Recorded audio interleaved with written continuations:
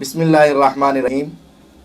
چند دن پہلے ایک شخص مسجد میں بیٹھ کر یہ کہہ رہا تھا کہ میں نے کبھی بھی اپنی مسجد کے ممبر و محراب کو ذاتیات کے لیے اور کسی کو رگیدنے کے لیے استعمال نہیں کیا۔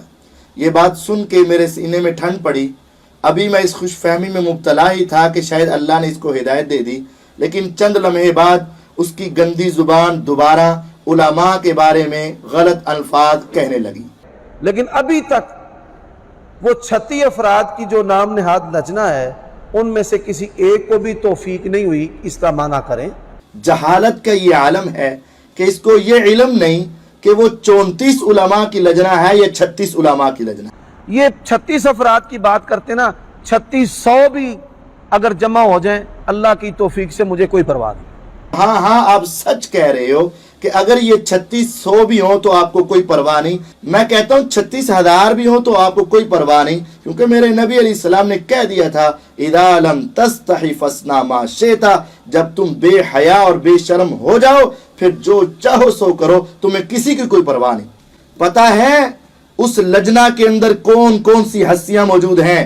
ان کو حدیث پڑھتے پڑھاتے وہ وقت گزر چکا جتنی تیری عمر بھی نہیں ہے، تیری زندگی بھی نہیں ہے۔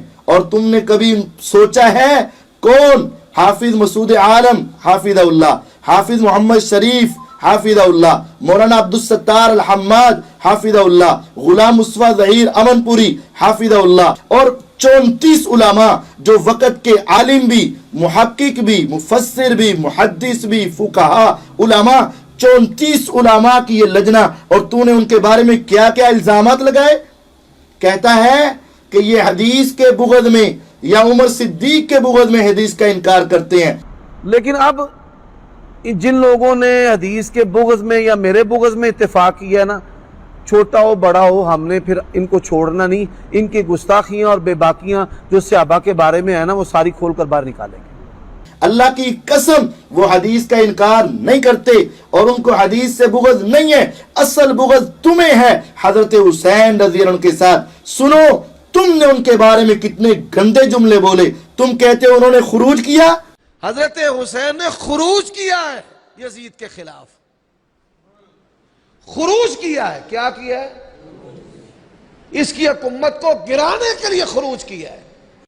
ہم وہ لوگ ہیں جو حاکم وقت کے خلاف خروج کے قائل نہیں۔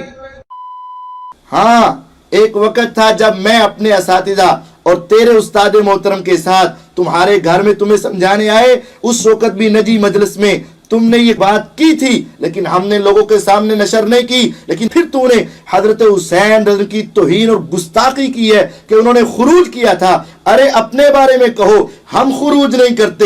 حسین رضی کی باری آئے ان کو خروج کرواتے ہو۔ تم ان کے ساتھ یہ دشمنی کیوں رکھتے ہو؟ اگر تمہیں حضرت حسین سے محبت ہے پھر ان کے نقش قدم پہ چلتا کیوں نہیں؟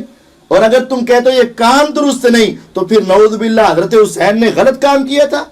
یہ تمہاری صرف حضرت حسین کے نام کا استعمال ہے، حدیث کا غلط مفہوم تم بیان کرتے ہو اور حضرت حسین سے دشمنی رکھتے ہو۔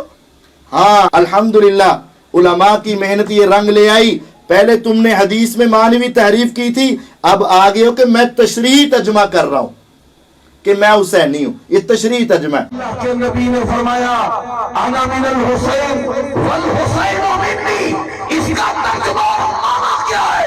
اللہ کے نبی نے کہا حسین مجھ سے ہے اور میں حسینی ہوں، حسین مجھ سے ہے اور میں حسینی ہوں۔ خود معنی کرتے نہیں ہیں اور دوسرے کے بیان کردہ تشریحی معنی کا رد کرتے ہیں۔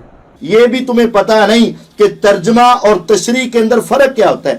چلے آؤ میں آپ کو آپ کی موت تک یہ چیلنج دیتا ہوں، 1400 سال میں آج تک عربی میں، انگلش میں، اردو میں، بر صغیر میں علماء نے حدیث کے ترجمے کیے ہیں، کسی ایک نے یہ ترجمہ کیا ہو میں حسینی ہوں، یا کسی ایک سلفی عالم نے یہ تشریح کی ہو اور اس میں لکھا ہو کہ اس کا مفہوم یہ کہ میں حسینی ہوں؟ دکھاؤ، قیامت تک نہیں دکھا سکتے۔ اور آگے یہ کہتے ہو کسی نے اس کا ترجمہ نہیں کیا۔ आओ मैं तुम्हें इसका तर्जुमा सुनाता हूँ। हुसैन मिन्नी व आना मिन्हु, हुसैन मुझसे हैं और मैं हुसैन से हूँ। मफहूम क्या है जो इमाम सिंधी ने सुनन इब्ने माजा हदीस नंबर 144 उसके मफहूम का बयान करते हैं, बैनना मिनल इत्तिसाल वल इत्तिहाद, हमारा आपस में बड़ा गहरा ताल्लुक है कि हमें एक भी कहना जायज है। नबी अलैहिस्सलाम ने ताल्लुक और मोहब्बत बताई है वहां, ये नहीं कहा मैं हुसैनी हूं। ये बात भी याद रखो, ये हदीस मेरे नबी अलैहिस्सलाम ने जब इरशाद फरमाई, अहले बैत भी जिंदा थे, हजरत हुसैन भी जिंदा थे, सहाबा भी जिंदा थे।